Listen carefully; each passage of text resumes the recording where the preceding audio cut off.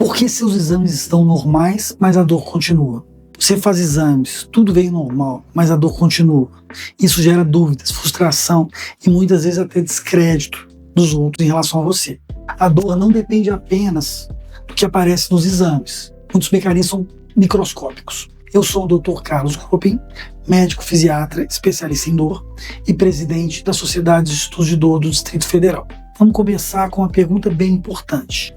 Se não aparece no exame, de onde vem a dor? E aqui está o ponto central dessa discussão. A dor é uma experiência produzida pelo sistema nervoso. Os exames mostram estruturas, mas não mostram a função e muito menos mostram o funcionamento interno do sistema nervoso. Interpreta sinais. Você pode ter uma ressonância perfeita e ainda assim ter dor real, intensa e limitante. Isso não é necessariamente psicológico, no sentido de imaginar, é neurofisiologia, é de processamento real das informações neurológicas da dor. Imagine o sistema de alarme de uma casa. Ele pode disparar mesmo sem uma invasão real. Se estiver sensível demais, qualquer estímulo pode ativar esse sistema. O alarme toca como se houvesse perigo. No corpo acontece exatamente algo semelhante. O sistema de dor pode ficar hiperativo. Esse fenômeno é chamado de sensibilização, que pode ser central ou periférica, e pode ocorrer tanto na parte central, no sistema nervoso central, ou no sistema nervoso periférico, daí o nome.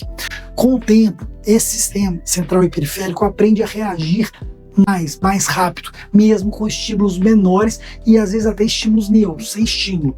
E aqui tem uma coisa muito importante para o seu entendimento. Dor não é apenas sinal de lesão, é sinal às vezes de proteção. O cérebro avalia o risco constantemente e quando decide gerar dor, às vezes como forma de defesa e proteção. Se ele interpreta ameaça, às vezes ele ativa a dor, mesmo que não haja um dano estrutural relevante. Agora pense em outra situação comum.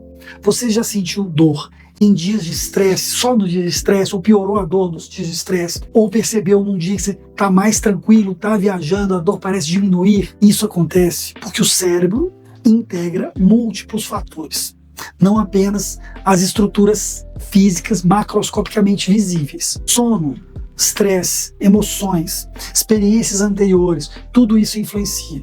Tudo isso modula a forma com que a dor é percebida. E aqui entra um erro muito comum: acreditar que exame normal significa que não há problema. Na verdade, significa ausência de alteração estrutural detectável ao método do exame, mas não exclui alteração funcional do sistema ou alterações microscópicas. Vou te dar um exemplo clínico bastante relevante, mas muito representativo. Um paciente com dor lombar persistente há meses, ressonância sem alterações relativamente, só algumas protusões, mas nada significativo. Já havia passado por vários atendimentos e ouvia repetidamente que os exames estavam normais, que não tinha nada, que as lesões não significavam dor. Mas a dor para a pessoa era real, limitante, progressiva, incapacitando o sono, trabalho, inclusive afetando a qualidade de vida.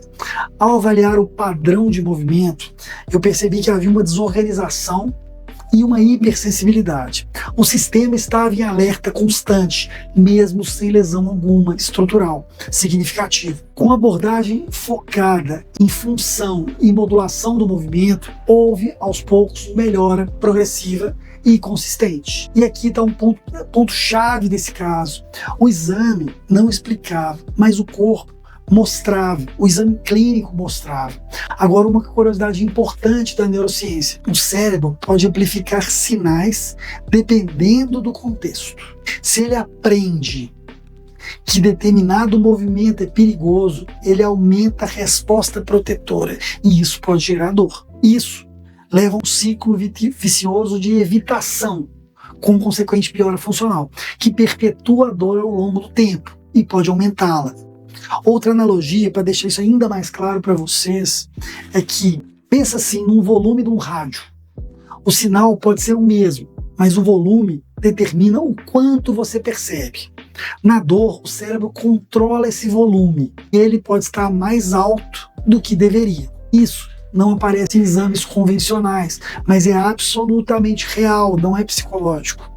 Principalmente, claro, para quem sente, para quem convive com as pessoas com dor.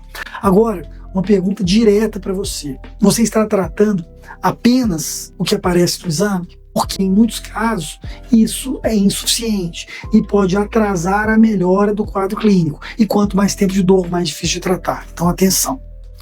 Vamos agora então, gente, para a parte prática do vídeo. O que você pode fazer com esse entendimento, com esse conceito novo?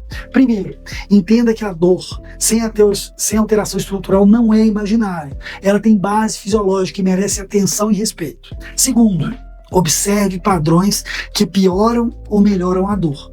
Isso ajuda a identificar fatores moduladores no seu caso. Terceiro, valorize o movimento como uma ferramenta terapêutica, mesmo que inicialmente com algumas adaptações de leve, etc. Quarto, cuide do sono e de níveis de estresse. Eles influenciam muito e diretamente na percepção da dor. Quinto, evite entrar no ciclo de medo e evitação. Isso pode reforçar a sensibilidade do sistema. Sexto, busque abordagens que considerem a função e não só o resultado do exame, a imagem. Isso amplifica as possibilidades de tratamento e, consequentemente, de melhora. E aqui uma virada essencial. O objetivo não é achar algo do exame, algo significativo, mas entender como o sistema está funcionando, é intervir de forma mais inteligente. Outro ponto relevante é o tempo. Quanto mais tempo a dor persiste, mais o sistema se adapta e pode haver uma hipersensibilidade ainda maior. Por isso, intervenções precoces e bem direcionadas são extremamente importantes para evitar cronificação e aumento de sensibilidade. Se a dor é modulada pelo sistema nervoso, você tem mais ferramentas do que você imaginava, né, para influenciar todo esse processo. Ou seja, é possível fazer alguma coisa a gente mesmo. Isso não significa necessariamente que seja simples, mas significa que não está fora do nosso alcance usar estratégias de minimização da dor. Exame normal não invalida a sua dor. Não ache que você está imaginando coisas. Mas isso também não deve limitar a abordagem. Pelo contrário, deve amplificar sua investigação. Se esse vídeo te trouxe clareza, considere compartilhar com alguém que precisa entender isso melhor. Muitas pessoas sofrem muito por não compreender parte desse processo e acabam achando que estão imaginando coisas e sendo desacreditadas, inclusive dentro da própria família. E aqui, nesse canal, a gente transforma ciência em clareza para a sua vida. Esse vídeo é somente informativo e não substitui orientação e consultas médicas. Até o próximo vídeo.